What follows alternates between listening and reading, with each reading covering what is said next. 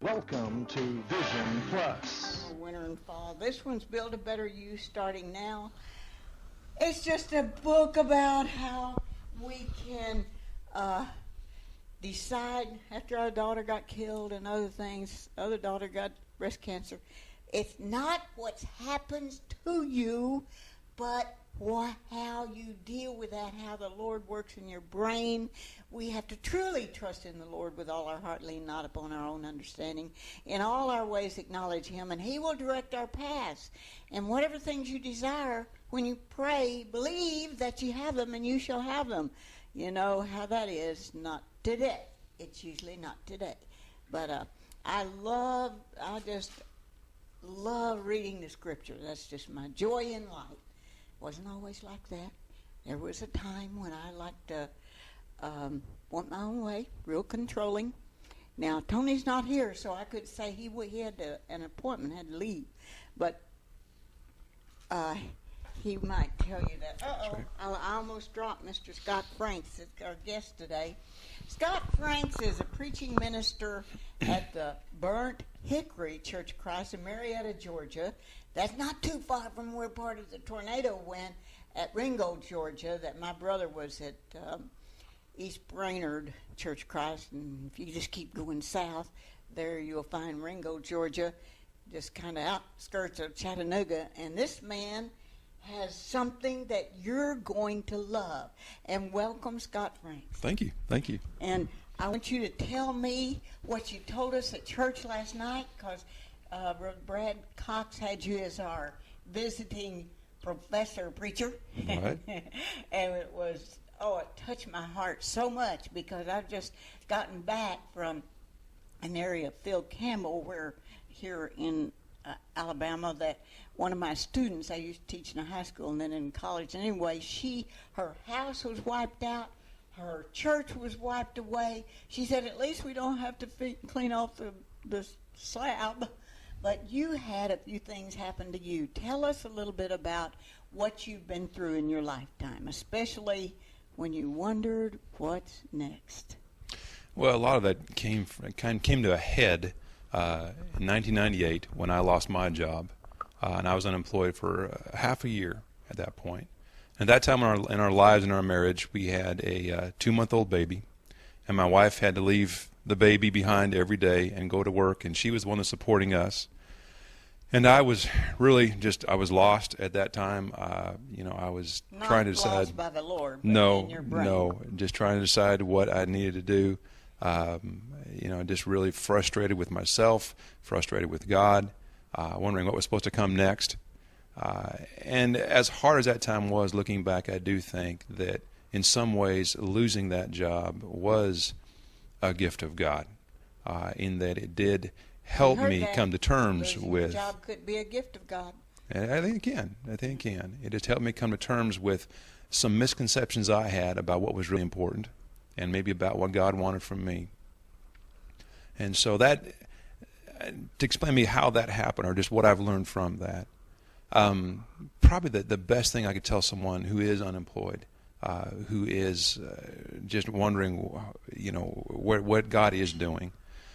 I think one misconception I had, or one bad view I had, one untrue view I had of myself, was that my identity was defined or tied up in what I did. I identified myself, I defined myself by my work. And so my job was who I was. And that's very typical of a lot of men. I think men especially. Two guys meet each other. The first question is, what's your name? The second question is, what do you do? And so we define ourselves by what we do. And when a man who is thinking in that way loses his job, whether it's through being laid off, whether it's through retirement, it can be devastating, because they felt like they've lost their identity. They've lost who they are. The problem with that is, if you dig down beneath that, what you realize is what you're saying is God made you to be a paycheck. You're just a paycheck. And if that's all you are, when you're no longer a paycheck, when you no longer bring that home in the envelope, you're nothing. You've lost everything. And that's really wrong. And I really regret that my family had to go through that with me. Because what happens is when you come home and you're no longer a paycheck, you feel like you've got nothing else to offer. And what I know now, and what I would express to those of you who are perhaps unemployed, is first and foremost, you're a child of God. That's what defines you. That's where your value, that's where your purpose comes from. It's from God. It's not from what you do. It's not from the office. It's from God. That's where you start in terms of defining your value, defining your purpose. And so you're more than a paycheck. That was the first thing I wish that I had known. I wish I could have realized that. I don't know about Sherry, your wife, but I remember the day that Tony came home. He's a Penn State graduate engineer and worked in engineering really all of his working life since he was out of high school. But I remember the day he came home. We were having a group of people at our house, and it's 9 o'clock in the morning. He goes to work early. And Tony shows up. And I look at him, and I think, what are you doing here? And that's my thought. I don't know if I said that. I can't remember if I said that. But I thought, what are you doing here? It's 9 o'clock in the morning. We're having a meeting. What are you doing here? He said, I thought I would just join the meeting. It took him months. He sent out so many resumes, so I understand, but I was kind of sick inside thinking, what are we going to do? How are we going to make the payments? How are we going to have food? We better not eat too much because we won't have any food left. And it was he ended up starting his own business because he couldn't get a job at that time. Yeah. So many months went by. So now you were born in Montana, where he loves to go to hunt. And then you weren't always a preaching minister. No. So tell us about your lifestyle till you got up to the point of losing. Well, it's kind of a mess, and that's to be honest, that's part of the reason why when I did lose my job, I always struggled so much, is because I think for a couple decades of my life, I really did not know what God wanted me to do. And so my resume is pretty messy. I've got a bachelor's degree in business management, a master's degree in creative writing. Grew up in rural Montana, and so I've been working some sort of job since I was in 5th grade. So everything from herding cattle to baling hay, printing T-shirts. Worked at a farm supply store.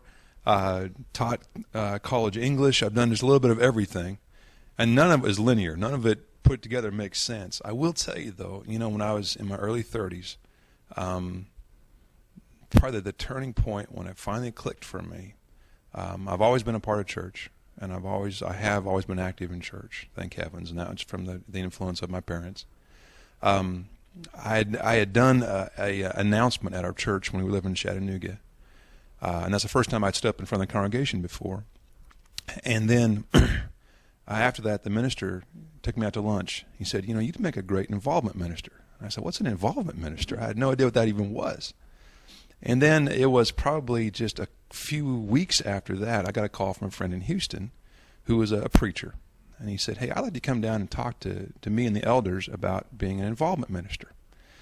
And that's when I first realized, maybe all these experiences, as disjointed as they seemed, all these false starts, all these falling backwards into jobs, maybe God is doing something with that. And truthfully, it wasn't until I was in my mid-30s that I could look back and connect the dots and finally see that, all these different places I had lived, all these experiences I had, even though some were negative, I could see where God was connecting those dots to prepare me to be a minister. And a lot of things that I had experienced then, I found I could use in ministry, even that period of unemployment. It was during that time I was unemployed that I probably... Were you married to Sherry at the time? Yeah. Well, I wanted to hear about that old car and that period of time too, so we don't want to leave that out. Oh, the old car, okay. And not married, a single guy. Yeah, okay. yeah. But anyway, go ahead, and you're on the string of. Well, what I was just going to say was, again, go back to unemployment. Be open to what can happen while you're unemployed. My other advice would be open to how God can use you, or what God might be trying to tell you in that time. The gift of unemployment, as many things as it takes away, what it does give you is time. For the first time, perhaps, you have more time for your kids. For the first time, you have time to maybe, reconnect with old friends, pursue your family genealogy, all those things that you didn't have time to do when you're working 60 hours a week at the office. For me, what the gift was that I, for the first time, had time to teach a class at our church. And it turned out I really enjoyed it. And so I was remembering I was getting excited. It gave me something to do. It gave me a sense of purpose in that time when I felt like I had no purpose. And so I'd teach my class on Sunday morning. I was getting some good feedback. By Sunday afternoon, I was working on the next week's class. And that's the first time I thought, maybe I have a gift for teaching. And so that time of unemployment, when I was starting to teach a Sunday class, which I had not done before, was what opened the door, maybe planted the seed that maybe I could do something in ministry. And I still didn't do it for several years after that, but that was the first time that idea was planted in my head. So again, be open to what God can do with you while you're unemployed, because that gift of time, that gift of finally being out of everything else that wrapped you up before, that might be a time when you can really listen to God, where God can maybe the first time really have your attention and guide you to what He wants you to do. So there's something else I want to just tell those who are unemployed, is just be open to what might be happening. Now, you were called by the people in Houston. Mm-hmm. You actually went to Houston? Did you actually work there? Yes. You were an involvement minister? Yes. Got to take people to lunch? And Yes. Get them There's lots of lunches. Yeah. That was one of the joys of one time. This person at one place we were, he called and said, "I'm the involvement minister," which I'd never heard that term before. Mm-hmm. And he said, "We'd like to take you and Tony to lunch." And I thought, duh, I like this plan. but that was the little tipping point to get us to start going to that church at the time. Because Tony being in the Marine Corps, we've had 26 different houses and churches in our lifetime. Of course, we've been married since Methuselah was here, or quite a while anyway. And so you now are called. How did they think of you as an involvement minister if you've been doing all these other things? I think more than anything, it was my friend. Well, yes. And again, you can kind of see how things, looking in hindsight, how things kind of connect together. The guy who called me, my friend Sean Smith, knew me from Oklahoma. For a while, I was the dean of students at a college, and he was the campus minister at a nearby church. Which college? At Oklahoma Christian University in Edmond, Oklahoma. One of my relatives, Don Gardner, was there at one time. Okay. And so I know. Okay, that name sounds familiar. And Claude Gardner was another one. Yeah. So you teaching there, and then he knew about it, and is that where you met Brad Cox? In Houston, yeah. That is Dr. Brad Cox. It is. Did you I know. realize that? I know. We got to call him Dr. Brad. He makes us call him that every time. Yes. Anyway, is that where you met him? Yes. And so he knew about your train. Yes, Sean and I had crossed paths in Oklahoma and worked together for a while with those college students. And in some ways, what I was doing as the dean of students at Oklahoma Christian, I mean, there was some pieces of ministry there because it was a Christian campus. And so I guess that's what prompted him. I think more than anything, he wanted to bring together a staff of guys that he liked, that he wanted to work with. And so really what I had was all on-the-job training. I did not have any practical ministry experience with that. But again, I do credit that to Oklahoma Christian. Yeah, you had yeah. That experience. But I do being think it was dean of students. That's even more horrific than the whole. It is. It is. I feel sorry for Dr. Brad so many times because we just call him for the silliest thing. Yeah. I know it's silly, but we still don't know who else to call. Yep. So that's what we do to the Scott Franks of this world. And anyway, you're now in Houston, and then how'd you get to Marietta, Georgia? Don't tell me you drove in a yellow Cadillac. I asked someone. No. What was that transition time? Well, we were there for 2.5 years in Houston, and then our church that we attended prior in Oklahoma, when we were going to college and afterwards, called me about a position to be an education minister. So basically my responsibility there was to oversee all of the adult and children's programming with the Sunday schools. And that was the part of ministry that I really enjoyed the most, was the teaching aspect. And so because of that, and also because it would bring us closer to my wife's family, we took that position. So I was there for 5 years. And then 4 years into that time, again, I can't explain it. I guess it's a God thing. I felt sort of a tug to preaching. And I'd had a few opportunities to do some preaching, but not on a regular basis. And so we just decided, for some reason I can't explain, to be honest, it felt right. We should look for a preaching position. And that's when someone from Marietta contacted me. And so we've been in Marietta now for 3 years and love it. Great church. They treat us really well. I really loved it. Now let's jog back over to when you met Brad. Okay. And where was that, and how did that come about, that you were such good friends that he would call you as the very first, most important speaker we had I would not say that was what it might time. But anyway, when I went down to Houston, I was the involvement minister, and Brad had been hired just I think a couple months before that as the youth minister. And so we were part of the same staff, and it was just a great time. We had I think a really unique church staff. We had 4 guys that were good friends in and out of the office, and that was some really good times. And so that's where I met Brad, and we've been good friends ever since. Did you jog around the world with him? I did not. No, that was man, long before I ever met him. I would have liked to. That just sounded so exciting. Yeah. That he had so many of those experiences around the world with the youth and with a lot of things going on. So you met him there, and you just knit together as good friends do. Yeah. And then you stayed in touch while you went on to Marietta, Georgia. Yeah. Yeah. And has it been what you thought it would be to be a minister, a preacher?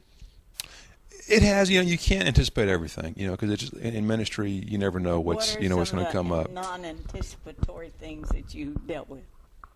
Well, I mean, I say that. I guess the good thing for me has been, I've got some great shepherds, and so our eldership is really strong. And good elders take a lot of bullets for their ministers. They protect us and have our back in a lot of ways. And so I really have enjoyed that at Burnt Hickory. And so I've loved the preaching. I think probably the one thing I did not anticipate, which I should have, was Sunday comes every week. And one of the hardest things about preaching is you can feel good about something you've done on a Sunday, and by Sunday night you realize, what, I have to do that again another week. There's no conclusion. There's never a completion there. And so that is one of the hardest things is you've got to stay up. You've got to, be prepared every week for that next Sunday to come around. But I can't complain about any of it. It's been a good church and good experience. What has been the most, disappointing thing? There must be something disappointing about being a preacher.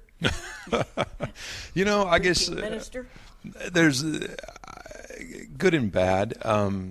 There is something I've discovered, and this is new to me because I've only been preaching for 3 years. There is something about preaching that you can only credit to God, and the reason I say that is when it's good in a good sense.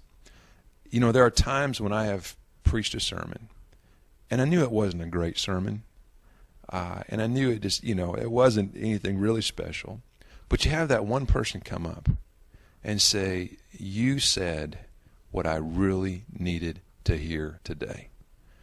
And then that was all worth it. The 25 hours you put into writing that thing, that was worth it. But I also hopefully have the humility to know that was not me, that was God. There are times that people hear something in a sermon that I don't think I'd put in there. But I think they're hearing God. I don't think they're hearing me. Now, the downside of that is at times you will give a sermon, and someone will come up and ask a question about what you said, and you wonder if they were even in the same room. You think, how did you get that out of what I said? That was not what I said at all. And so, it is funny how at times you can click with someone, and I think it's a God thing. I think they're hearing God, not you. And there are other times where you wonder where their head was for 98% of your sermon because obviously they weren't tracking with what you were saying. So I guess that's what I mean about the surprising power of what a sermon can do. I remember one minister we had at one time, and he came on stage. Now, our sweet Dr. Brad Cox does a lot of the same thing. He will have, incredible illustrations that he uses and people. And this guy came on, and he had some luggage behind him. He's pulling. I'm sure you've seen that example. And behind that was another piece of luggage. And he said that every person that's listening in this room is bringing their own luggage, not only to a marriage, but also to a sermon. Oh, yeah. And they're hearing it from what they just went through that week. Yep. And so that's why I think they could hear things that are wonderful. You didn't remember saying that? Yeah. And things that are, how in the world did you get that out of that? How do you come up with these illustrations, the things that you do? Have you ever seen Brad preach? I have. He is the most unique, He is. innovative human I have ever known. And I think, how could he do that in 1 week? I know. Have that all together. I know. So do you like doing those things? Well, absolutely. You can't forget it. Exactly, and that's why I'm a very visual person too. The difference is Brad can do all the construction. Brad thinks on a scope that is Unbelievable. Hollywood size. That I don't build entire ships and all this stuff, but I do think have the same approach. And I hear a lot from our people about that. I think most people are visual learners. They are. And so they want to grasp onto something, and so. That's how I think. That's how I naturally teach. And when people come up to me and say that really clicked with me, or when they remember it, it's because of the visual usually. And so I've tried all sorts of things as well. I mean, we talked about being a part of the body of Christ, and so for that series, we have a couple doctors in our congregation, and I had one of them bring some internal organs. Oh. And on stage, I pulled out an actual human heart. Okay. And I said, and then I put it on a paper plate. Mm-hmm. So, disconnected from the body, this heart isn't much. And my point was, it's the same with us as Christians. If we're disconnected from the church, from Christ's body, we're not much. Now, some people were getting a little bit green watching. I could tell I was about to make some people sick, but I guarantee they all remembered that lesson. You got that right. And so, anytime you can find something like that, it's going to be a good lesson. So yeah, I've used several things like that. I've used human hearts. I've released live butterflies on stage. We've done all sorts of stuff. So yeah. Bubbles. Not bubbles, but been blowing bubbles. Leave that to the people getting married. yes. What do you think that, going back to your losing your job, what do you think people can do in addition to the things you said that can make it possible that they could get that next? Should they go through retraining? Is that one thing that could happen to people that lost their job? In addition to all the things, we're going to recap those. Let's go over what you can do when you lose a job. Or like here, especially in North Alabama and a lot of areas of this last few tornadoes, hundreds anyway, is that the place is blown away. Right. The place of worship, or the place of, where they work, is no longer in existence. Right. So let's go over what you can do. Just recap what you said. Okay. You can do. Of course, it depends on your situation in terms of retraining. I can't say, yes, that's what you definitely need to do. I mean, that's one possibility. I would say that the best advice is you're not going to be able to do this alone. Networking is so important. And it's an old adage, but it's so true. It's not what you know, it's who you know. And so most people do a really lousy job of finding their next job while they're still employed. They haven't networked. They haven't thought ahead about what happens if I lose this one. And so most people, they're caught in that dilemma once they are unemployed. If that's where you are, you need to find, there's all sorts of churches and different agencies that will do networking seminars and also just networking groups. And so go online, to a library, talk to somebody in the government employment agencies, but they can direct you to those groups. Go there, and typically what happens at those sort of groups, you will be able to connect to other people in your industry. They will bring in people who are employers or who are possibly hiring to do presentations. Here's what I'm looking for. So find a networking group. That's the best advice I can give you. Secondly, do not be embarrassed. There's no shame in being unemployed. One thing I learned is when I was unemployed, I was shocked at how many people I talked to who were very successful, the type that you'd think always were, doing everything right, who had also been unemployed. There's no shame in it. And so but you were at one time ashamed and felt sure I you was, told- yeah. You told a little white fib to somebody Yeah. when they asked you Yeah. how to, because you just hate to say, what do you do? Oh, duh. Yeah. But couldn't you say what your past experience was, or Mm-hmm. what your degree's in, or something, or what something in addition to I'm available for new opportunities. now. Absolutely. And what career coaches will call it is your elevator pitch. In 30 seconds, you should be able to tell someone, here's what I've done, here's what I'm looking for. Practice that, get that down until when you're meeting somebody. that? Oh, I would now. Yeah, I didn't then. I didn't do anything right when I was unemployed, but I've Well, learned I all this remember since one then. guy said, "You're gonna percolate, you got to circulate." Yeah, absolutely. Join the chamber, the Business Network International group, whatever group, exchange, barter exchange, whatever it takes Yeah. to be a part of that. What would your elevator speech be, or somebody's elevator speech? Well, I mean, I think, like I said, just in 20 or 30 seconds, be able to tell them, this is my name, this is what I've done, this is what I'm looking for. Have those resumes available and ready, and get the word out. I mean, again, there's no shame in being unemployed. So just broadcast, I'm looking for a job. Talk to your friends, your relatives, use that network that you have.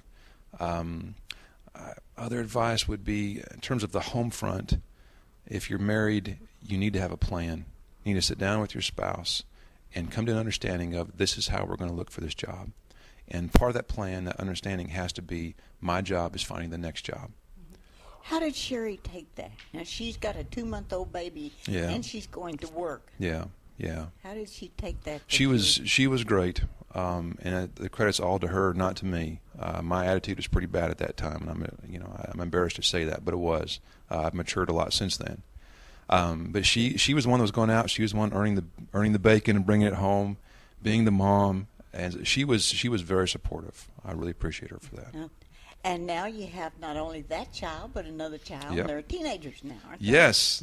We've got what's an 8th their grader. names? Darby will be in 8th grade, and Roxy will be in 4th grade. Okay, well, Darby's not quite.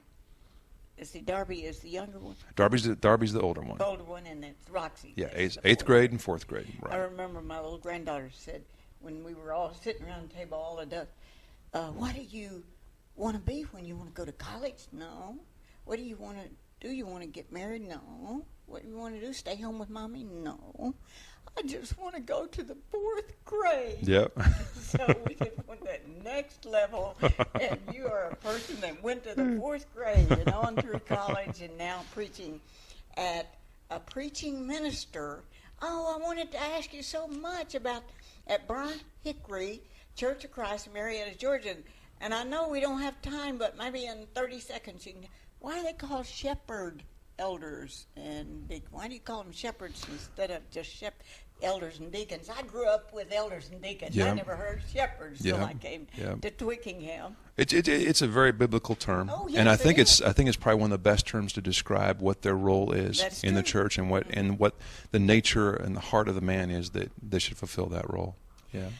Well, possibly his children are sleeping away or enjoying being with Dr. Brad Cox's family, and what a precious family that is. And we're glad that you joined us. And if you would like to know more about Scott Franks, I don't know, there's a scott.f@burnthickory.org. Mm-hmm. So you can get back in touch with him like that. And we're glad that you joined us. I am Bonnie Liphart, along with, believe it or not, Dr. Brad Cox is running camera because Tony had to go to an appointment. And they got here at 7 a.m., if you can believe such a thing. And Scott Franks, the preaching minister. And if you'd like to have a copy of this DVD, just get in touch with us. You'll see the toll-free number running across the bottom of your screen, 877-823-6886. And God bless you. Have a beautiful day.